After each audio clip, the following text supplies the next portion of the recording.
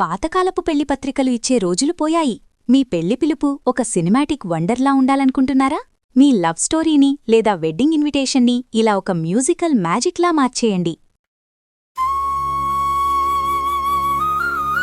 ఆకాశం పందిరిగా భూదేవి అరుగుగా